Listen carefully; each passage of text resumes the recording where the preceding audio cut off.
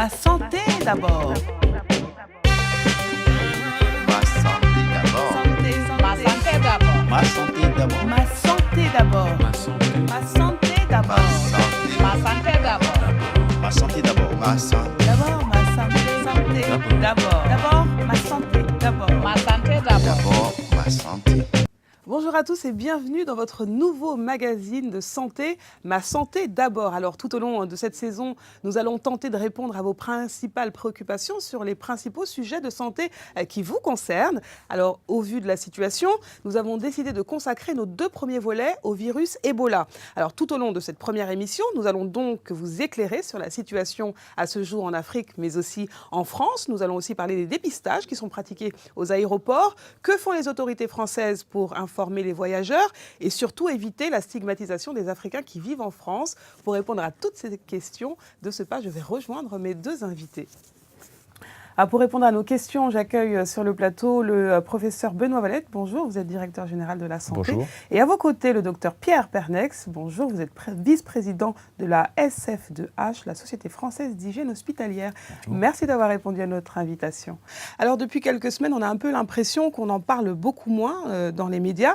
Alors, la question que j'ai envie de vous poser, est-ce que le pire est derrière nous, messieurs ? Le pire n'est pas derrière nous. La pression médiatique a considérablement diminué, à la fois pour des raisons d'explication qui ont été données, de réassurance, et aussi parce que l'information tourne.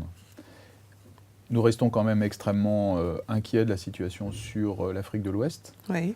Et donc, beaucoup de travail et de perspectives d'engagement sont prévus pour l'année 2015. Alors, les derniers chiffres annoncent plus de 8000 morts au jour d'aujourd'hui, c'est bien ça ?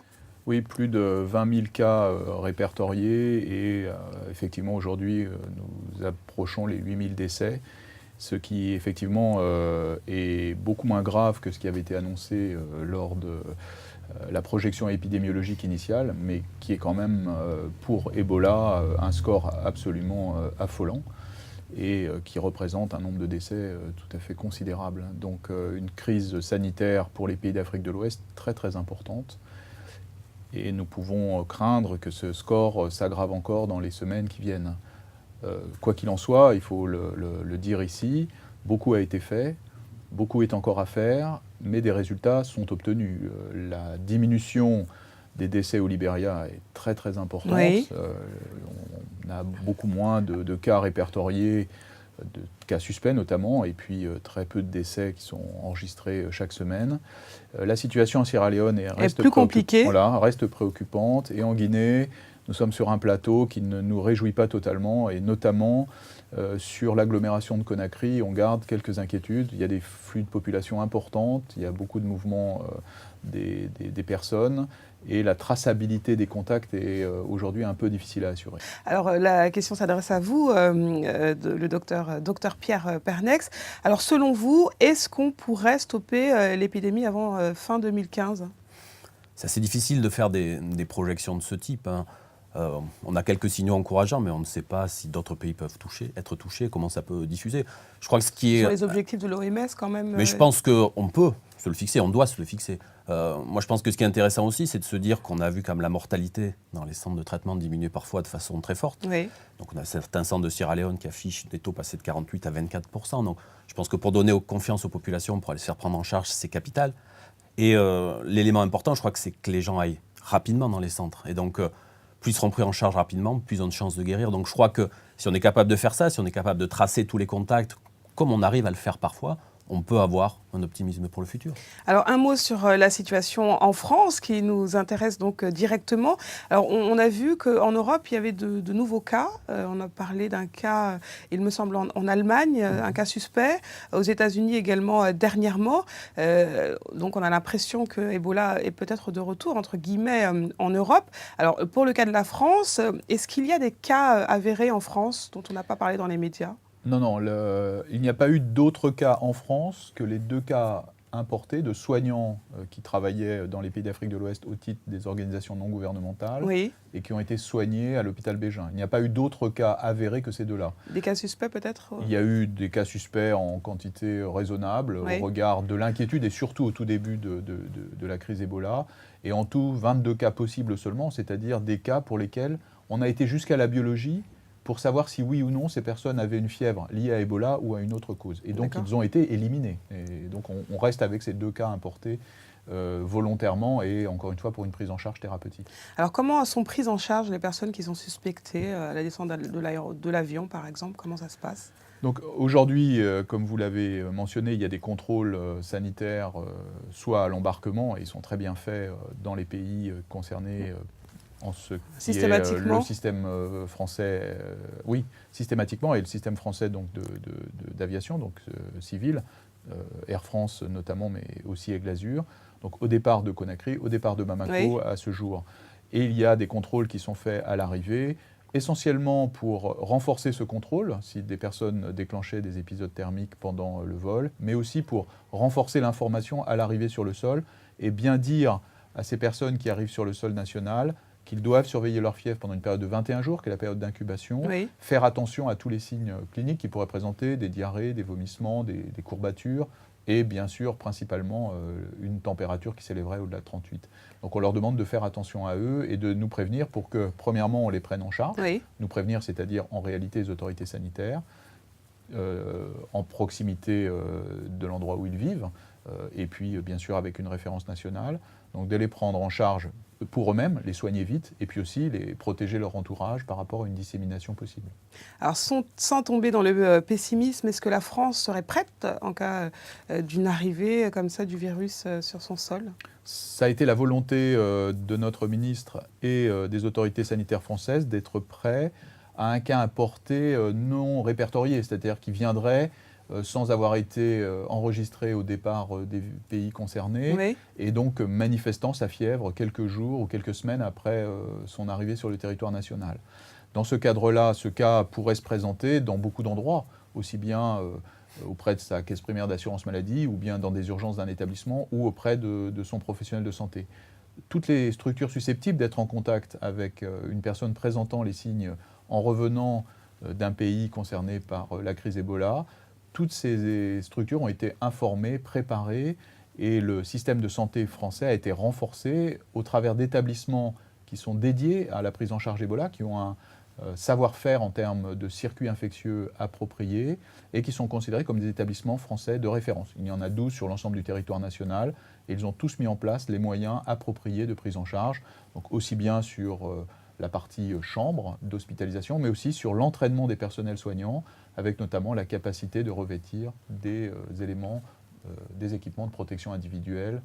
Alors, on a connu il y a quelques mois une peur, et même en concernant le personnel navigant.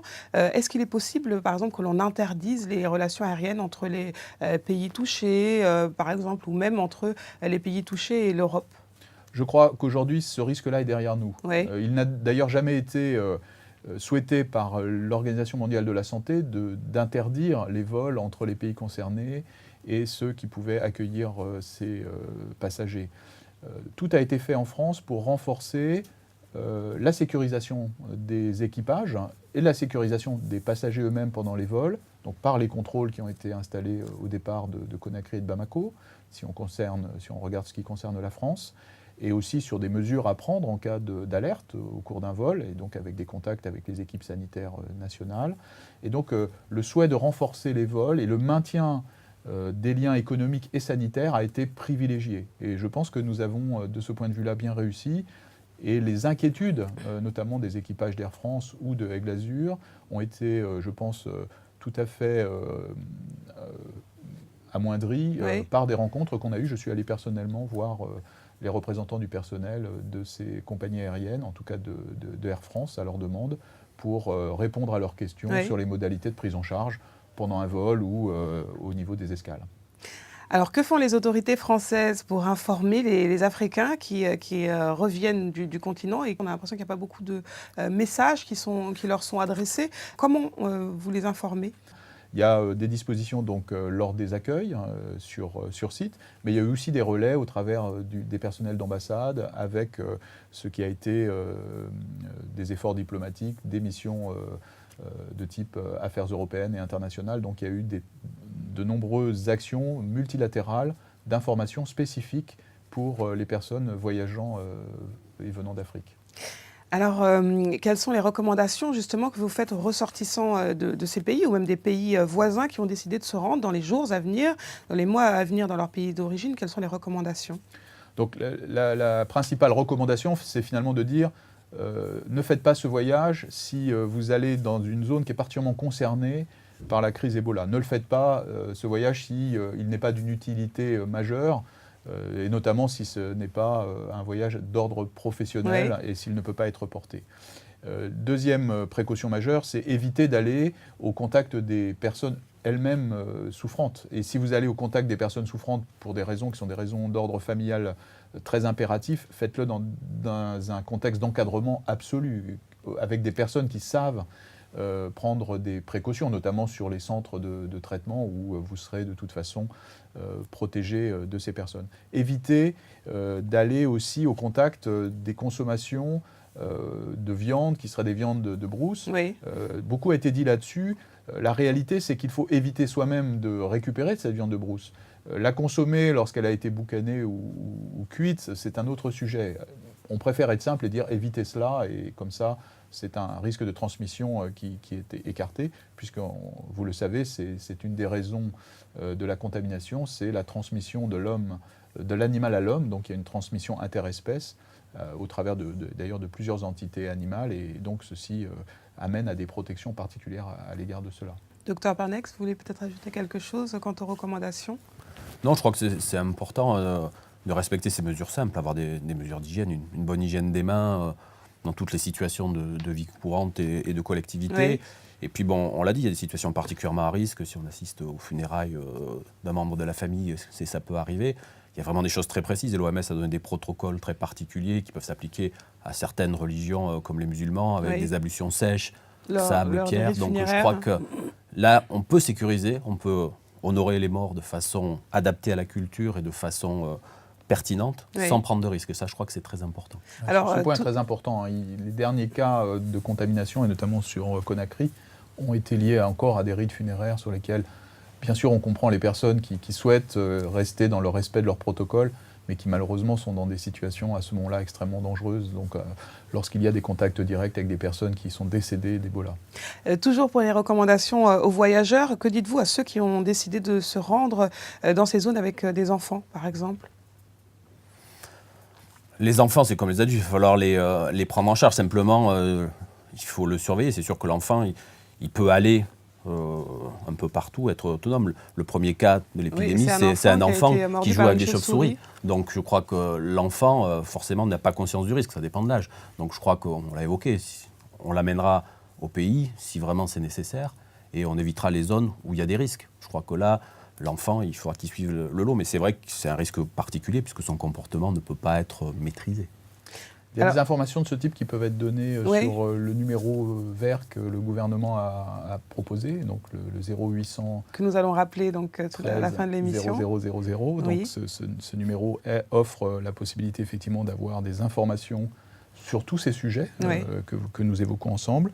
Et puis bien sûr, s'il y a une suspicion de cas, si cette personne revient d'un pays, qu'elle a de la fièvre et qu'elle est inquiète, elle appelle le 15, qui est le numéro d'appel urgence unique français. Oui. Et donc elle aura à ce moment-là des informations immédiates sur sa prise en charge. Alors, et ce qu'il faut rajouter, c'est qu'il faut rester chez soi, dans ce cas-là. Oui, exactement. Il ne faut surtout pas aller dans un service d'urgence, quoiqu'éventuellement ils seront susceptibles de faire tout ce qu'il faut et de le faire de manière tout à fait correcte. Il ne faut pas aller chez son médecin généraliste. Oui. Là encore, ils sont prévenus et ils agiront en conséquence. Mais il vaut mieux juste rester chez soi, appeler et éviter les contacts inutiles jusqu'à ce que la situation soit éclaircie, c'est-à-dire qu'on ait écarté d'emblée ce cas grâce aux structures sanitaires qui sont en lien, donc l'Institut de veille sanitaire et l'Agence régionale de santé qui vont faire le travail ensemble, ou que la personne soit transférée dans un établissement approprié parce que son cas est évidemment dans ce contexte-là plus préoccupant. Et là, jusqu'à ce qu'on aille, et c'est ce qu'on appelle l'élimination d'un cas possible, jusqu'à ce qu'on aille au diagnostic biologique, qui permet d'avoir la certitude. Alors nous avons été à la rencontre d'Africains dans les rues de Paris. Voici les images, messieurs. Si je sais d'où vient le virus Ebola, oui. Donc moi j'ai entendu dire que ça venait déjà de la République démocratique du Congo et que ça s'est propagé en Afrique de l'Ouest. J'ai regardé un film sur ça en 1995 par Justine, je ne sais pas comment il s'appelle l'acteur. Ils ont fait ça en Afrique. En fait ça vient du singe, je crois. Si je me rappelle très bien. Ça vient du singe. Et puis après, ils ont pris le singe, ils l'ont ramené aux États-Unis pour faire des tests et tout ça là. En fait, ça fait longtemps quoi. Le virus Ebola, il vient d'Afrique. Il y a eu une épidémie en 1976 qui a été éradiée et là, depuis quelques mois, on en parle un peu partout et ça s'est apparu en Guinée, il me semble, le premier cas, et ça s'est un peu propagé dans toute l'Afrique de l'Ouest. Le virus Ebola, moi, d'après moi, ce que j'ai appris, on m'a dit que ça vient de la viande de la blouse, quoi. La viande de Boucaré. Les symptômes du virus Ebola, je sais que le patient développe une forte fièvre. J'ai entendu parler des vomissements et autres, mais je ne connais pas plus sur la maladie que ça. Le virus Ebola, il s'attrape avec le contact physique, avec tout ce qui est sueur et transmission sexuelle peut-être. Je me sens stigmatisée par rapport à mes origines africaines, non, vraiment pas. Je ne ressens pas le sentiment que les gens, quand ils voient un noir débarquer, qu'ils aient peur, donc non, pas du tout. Non, pas tellement.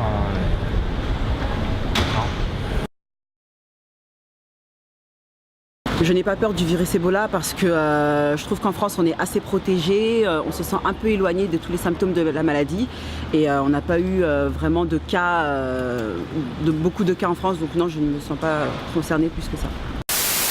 Oui, j'ai peur. Qui n'a pas peur de moi? J'ai peur. Oui, j'ai peur du virus Ebola. Oui, si, j'ai peur parce que c'est une maladie contagieuse. Bon, j'ai peur d'Ebola, quoi. Le virus Ebola en France, il ne me fait pas spécialement peur parce que je ne me sens pas spécialement concernée grâce aux mesures sanitaires qui ont été prises en place. Par contre, j'ai de la famille en Afrique, au Togo notamment, et je suis inquiète. Et j'ai effectivement peur qu'il se propage au Togo et que ma famille soit touchée, et notamment ma mère. Donc oui, le virus Ebola me fait peur. Alors, il y a des choses qui sont vraies, d'autres qui sont fausses. Quelles sont vos réactions après avoir vu ces images, messieurs? Donc il y a dans ce panel de personnes qui répondent, des réponses qui sont des réponses très légitimes, Oui. mais dont on peut, pour un certain nombre d'entre elles, nuancer et rassurer par rapport aux inquiétudes qui sont à l'évidence manifestées. Alors, docteur Pierre Pernex, quelles sont vos réactions après avoir vu ces images? Moi, je trouve ça plutôt rassurant parce qu'il me semble que le niveau de perception et de connaissance est plutôt bon. Il peut y avoir des petites inexactitudes, mais moi, je trouve ça bien, c'est rassurant. Alors, la peur est assez soulignée, mais elle me semble dans un bon sens, c'est-à-dire on est conscient qu'il y a un risque, un danger, mais ça ne veut pas dire qu'on est irrationnel et qu'on fait n'importe quoi. Donc, moi, je trouve que ça témoigne que la communication est plutôt bien passée auprès de la population. Et puis également, il y a des pistes qui sont évoquées, qui sont relayées par les réseaux sociaux, par Internet. Certains parlent de théorie du complot. C'est pour décimer les Africains, etc. Est-ce que vous avez envie de répondre à ces personnes qui diffusent ce genre d'informations? Je crois qu'il faut couper court à ce type de rumeurs. Il n'y a aucun complot, aucune fatalité ou rien qui vise spécifiquement le continent africain. On est face au monde des virus. Les virus savent profiter des fragilités de l'homme et de sa façon de vivre, en particulier l'interface homme-animal. Oui. On a eu l'épidémie de grippe H1N1 avec un porc d'Amérique du Sud qui est mis en contact d'un porc d'Eurasie, s'échangent leurs souches de grippe et ça crée un virus mutant qui se transmet à un fermier et après aux autres hommes. Donc là, on est face à un virus dont le réservoir peut être dans différents animaux, mais ici, c'est plutôt la chauve-souris qui a été identifiée. Et on sait par des travaux de recherche faits par le Centre médical de recherche international de Franceville au Gabon que 5% des chauves-souris à peu près sont porteuses d'une souche de virus Ebola. Elles vivent avec. Les transmissions sont très rares, mais là, ça se fait. Il y a un enfant qui joue avec les chauves-souris parmi d'autres, et lui, il est mordu, il développe la maladie, et puis après, sa mère qui prend soin de lui, sa sœur sont contaminées. Il y a un professionnel de santé qui s'en occupe et qui va exporté dans un autre site, il va vers Macenta, il contamine d'autres personnes et ça se transmet. Donc je crois aucune théorie du complot. Il y a d'autres exemples partout ailleurs et donc là c'est une situation spécifique qui existe. Le virus est sûrement très ancien depuis plus de 1000 ans. On ne l'attribue pas à tel ou tel pays. Je crois qu'il ne faut pas s'amuser à ça. Et c'est une situation qu'on doit gérer, mais elle existe partout dans le monde. On est exposé aux virus et aux animaux qui peuvent les porter. Alors un mot avant de terminer sur la stigmatisation des Africains. On a eu pendant un moment, on a eu peur. Les Africains en France, on avait l'impression d'être regardés, d'être stigmatisés. Oui. Alors que font les autorités françaises pour éviter la stigmatisation des Africains qui vivent ici? Alors, je pense qu'on a beaucoup rappelé dans nos messages, et en particulier dans les points presse hebdomadaires que nous avions organisés avec le ministère de la Santé pour rassurer la population, mais aussi pour donner des informations aux médias qui étaient très très demandeuses. Donc on a rappelé systématiquement qu'il ne fallait pas stigmatiser, qu'il ne fallait pas associer couleur de peau et finalement possibilité d'être victime d'Ebola. Et je pense que ceci a bien marché, ou voire même très bien marché, puisque au tout début de la crise Ebola, donc quand, un peu calmé, oui, voilà, quand on était en juillet-août, finalement vous étiez guinéen et on considérait que vous aviez Ebola. Et c'était évidemment tout à fait inacceptable. Et on n'a plus ce type d'informations à l'heure actuelle. Donc je pense que beaucoup a été fait pour éviter cette discrimination et cette stigmatisation. Mais nous restons vigilants. Encore une fois, beaucoup de peurs peuvent revenir. Il suffirait d'un cas importé en France pour que beaucoup de peurs reviennent et que nous soyons à nouveau à devoir faire des recommandations très fortes par rapport à ça et de faire très attention à ne pas associer, à amalgamer de manière trop hâtive. Docteur Pernex, un mot à ce sujet? Je crois que la peur est aussi universelle. Je crois que, hélas aussi, sur le continent africain, on voit des Africains qui travaillent dans les centres de santé et qui ne veulent pas le dire à leur communauté de peur d'être eux-mêmes stigmatisés. Donc je crois que c'est un effort que tout le monde doit faire pour dire on est solidaire, on est conscient et on doit avancer ensemble et que personne ne doit être laissé de côté ou stigmatisé pour telle ou telle raison. Je pense que sur le territoire français, à mon avis, ce n'est pas le cas. Quelle serait la conclusion pour terminer cette émission, messieurs, l'un et l'autre? Benoît Valette, allez-y. Pour moi, la conclusion serait de dire que nous avons bien progressé sur la prise en charge au niveau de l'Afrique de l'Ouest. Je pense qu'un des exemples typiques a été le contrôle sur le Mali. Il y a eu quelques cas au Mali et qui ont été immédiatement pris en charge avec une sécurité sanitaire renforcée. Mais est-ce que le Mali fait toujours partie des pays concernés, il me semble? Ceci s'arrêtera aux alentours du 15 janvier. D'accord. L'OMS, normalement, dictera la fin de la prise en compte du Mali comme une zone Ebola. Oui. Ceci tient au fait qu'on a attendu 2 périodes de 21 jours, c'est-à-dire 2 périodes d'incubation sans aucun cas déclaré nouveau. D'accord. Il y a un élément technique derrière. Et donc ce contrôle au Mali, à mon avis, montre que la communauté africaine et également les renforts qui ont été apportés du point de vue international ont donné leur plein résultat. On peut aussi citer le Sénégal où immédiatement après le premier cas, tout s'est arrêté. Et donc je crois que de ce point de vue-là, le travail fait aux côtés de l'OMS pour renforcer le contrôle sanitaire aux différentes frontières a bien porté ses fruits. Oui. Au niveau de l'Afrique de l'Ouest elle-même, pour les 3 pays concernés, Libéria, Sierra Leone, Guinée, même si tout n'est pas parfait, on n'est plus en courbe exponentielle. Et donc on n'a plus l'ascension majeure des cas et des décès. Donc la situation est sous contrôle. Mais il faut être très prudent parce que le pire serait de penser que c'est fini, le sujet Ebola est passé et qu'on ne s'en occupe plus. Et ça, ce serait évidemment courir le risque d'une réexplosion.